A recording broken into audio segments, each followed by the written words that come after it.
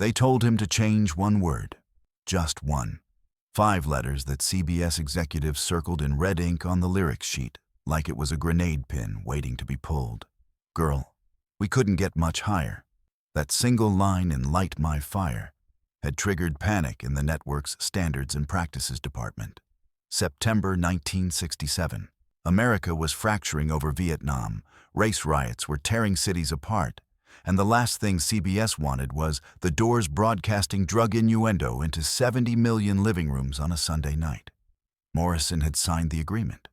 His bandmates watched him nod at the producer's demands. Ray Manzarek adjusted his Vox organ, believing the crisis was over. But 30 minutes before showtime, a stagehand noticed something that made his blood freeze. Morrison, alone in the green room, wasn't rehearsing the censored version.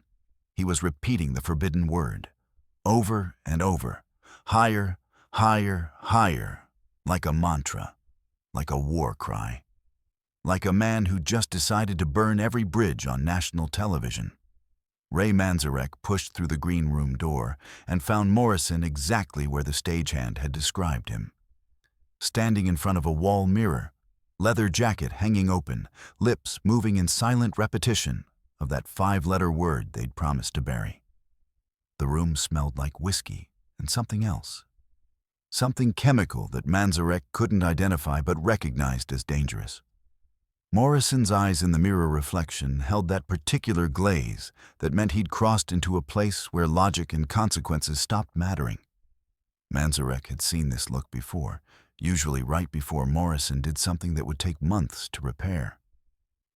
But they didn't have months. They had 28 minutes until the biggest television appearance of their lives. The keyboard player's voice came out harder than intended. They'd signed a contract. CBS had been crystal clear, one word change or career destruction. Morrison's response came without turning from the mirror, his voice carrying that strange flatness that always preceded chaos. He asked, "What's the point of being on television if they have to lie to get there?" The Doors had built their reputation on refusing compromise. Every club owner who demanded they tone down the end had been told no. They were supposed to be different. They were supposed to be dangerous. And now they were going to walk onto Ed Sullivan's stage and perform a neutered version because some CBS executive was afraid of angry letters? Manzarek felt something cold settle in his stomach because he recognized the logic Morrison was building. This was Morrison convincing himself that artistic martyrdom was more valuable than commercial success. And once Morrison convinced himself of something, no force in the known universe could redirect him.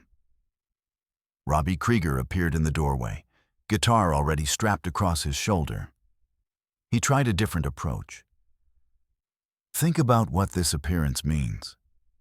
If they can't trust us to follow basic broadcast standards, they'll never book another rock act. We're not just burning our bridge, we're burning everyone's bridge. Morrison finally turned from the mirror, and what Manzarek saw in his face made the next 20 minutes inevitable. There was no anger there, no defiance, no calculation. Just a strange, serene certainty, like Morrison had already lived through the next hour and knew exactly how it would end. He spoke 3 words that would echo through rock and roll history. I signed nothing.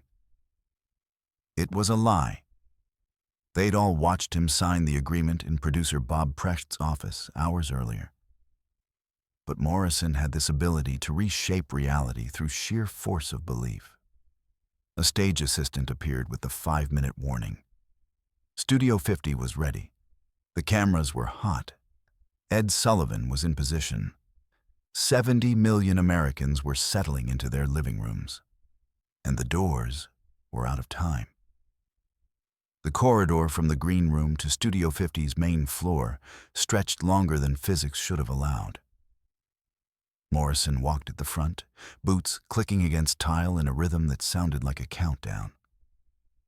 The studio itself was smaller than it appeared on television, packed tight with cameras and crew members executing the choreography of live broadcast. Stage lights blazed hot enough to make the air shimmer. Sullivan himself stood near camera one, reviewing notes, his posture carrying that East Coast authority that had made him America's cultural gatekeeper. He'd introduced Elvis to suburban living rooms. He'd given the Beatles their American debut. But he'd also enforced his standards with iron discipline.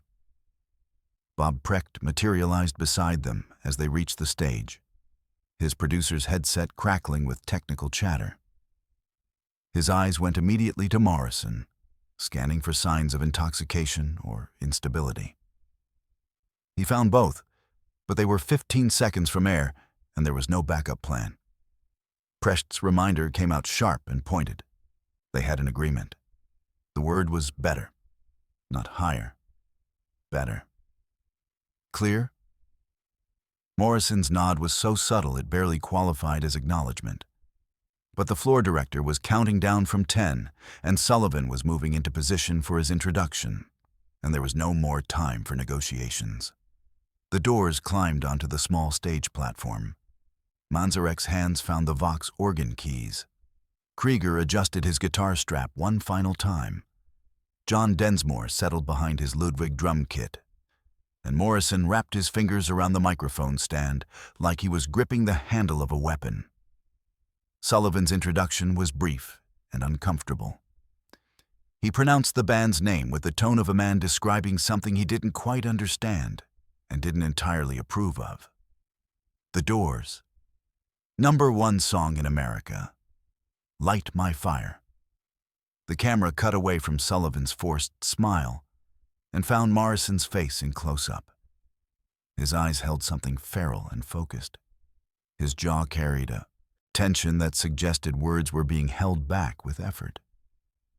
He looked less like a rock singer about to perform a hit song and more like a prisoner about to confess to crimes that would shock the court. The stage lights dimmed. The opening organ riff began to pulse through the studio, and Morrison's moment of decision arrived like an execution date. The first verse came out exactly as rehearsed, Morrison's baritone wrapping around lyrics about funeral pyres and desire. Manzarek felt his shoulders relax slightly. Maybe Morrison had been posturing. Maybe they'd actually make it through this performance without incident.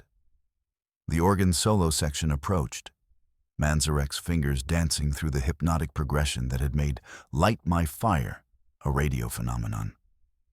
Behind him, Krieger's guitar began building toward its own solo, the notes climbing and spiraling like smoke. Sullivan watched from the wings, arms crossed, satisfied that his authority had held. Precht stood beside him, headset still crackling, already thinking ahead to the next segment. Then Morrison reached the second verse, and everything Manzarek had feared crystallized into reality. The line approached like a train coming around a curve. "Girl, we couldn't get much." And Morrison's lips formed the forbidden word with crystal clarity. Higher, not whispered, not mumbled, not slurred into ambiguity. Higher. Delivered with full voice, looking straight into camera 2. His eyes locked on the lens like he was making personal eye contact with every viewer in America. The word hung in the air of Studio 50 like smoke from a gunshot. Precht's face went white. Sullivan's jaw clenched so hard his dentures were visible. In the control room, the director's hand moved toward the cutoff switch, then hesitated. They were live. 70 million viewers. Cutting mid-song would be more scandalous than letting it play out. Manzarek's hands continued playing the organ solo on pure muscle memory because his conscious mind had locked up in horror. 20 feet away, Precht was making violent throat-cutting gestures, but there was nothing to cut. The song was already in motion. The word had already been broadcast.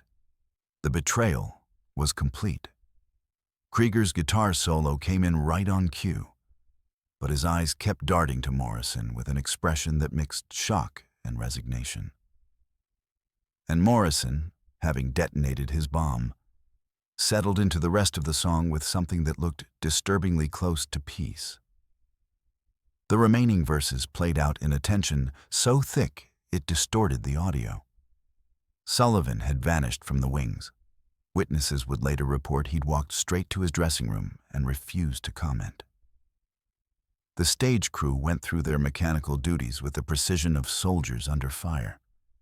And the Doors played on, Morrison's voice growing stronger and more confident with each line, like he was feeding on the chaos he'd created. When the final chord rang out and the stage lights dropped, the studio fell into a silence that had nothing to do with professionalism and everything to do with shock. They weren't immediately thrown out. That would have required acknowledgement, and CBS was still processing what had happened. The Doors walked off stage in formation, Morrison at the front, the others following like accomplices leaving a crime scene. No one from the production staff approached them. No one made eye contact. They moved through the backstage corridors in a bubble of isolation that felt more damning than any confrontation could have been. Back in the dressing room, the silence finally broke.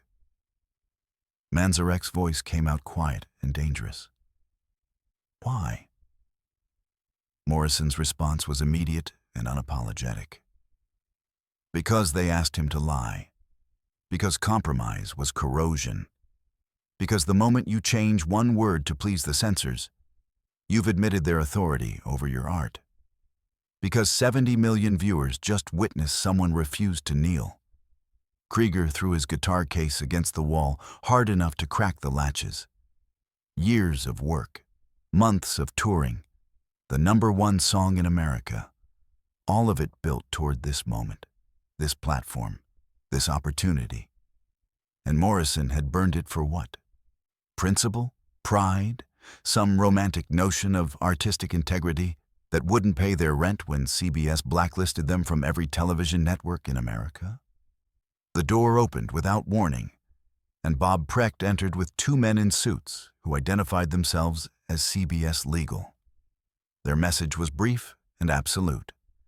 The Doors were banned from all CBS programming effective immediately. They would receive no payment for tonight's appearance.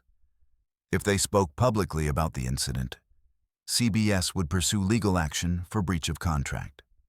Sullivan himself would not be making a statement.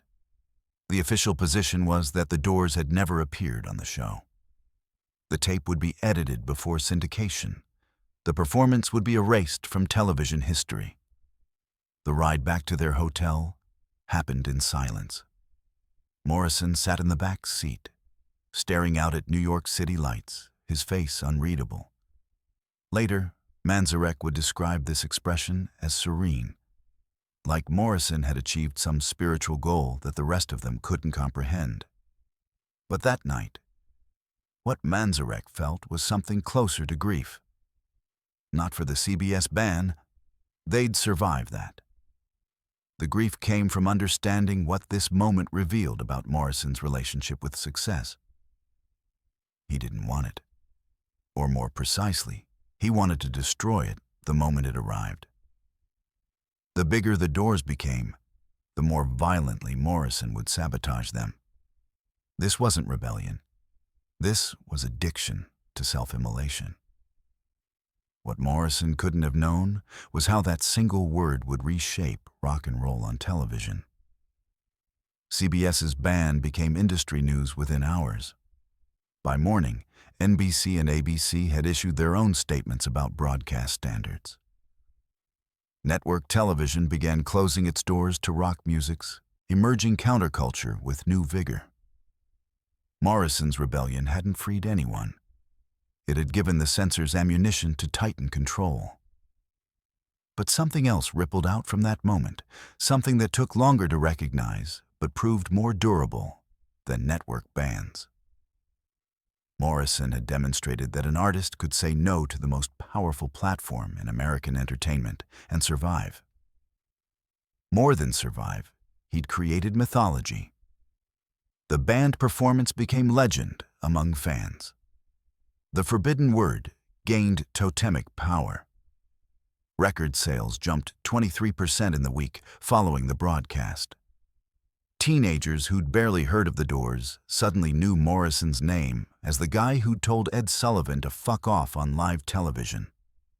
Higher became a word that followed Morrison for the rest of his career. Interviewers would ask about it during every press junket. Fans would shout it during concerts. Critics would reference it in reviews, either as evidence of Morrison's artistic courage or his self-destructive arrogance. The word had been transformed from simple lyric to symbolic act, from 5 letters into a referendum on whether artists owed obedience to broadcast standards. Morrison's own relationship with the incident evolved over time. In early interviews, he framed it as principled refusal to compromise. Later, after alcohol had stripped away his capacity for consistent narrative, he'd claimed not to remember making a conscious choice. He'd simply sung the song as written because that's how the song existed in his mind. The Doors never appeared on Ed Sullivan again. CBS's ban remained in effect until the show ended its historic run in 1971. The same year, Morrison died in that Paris bathtub at age 27. Whether the Sullivan incident contributed to Morrison's trajectory toward self-destruction is impossible to determine with certainty.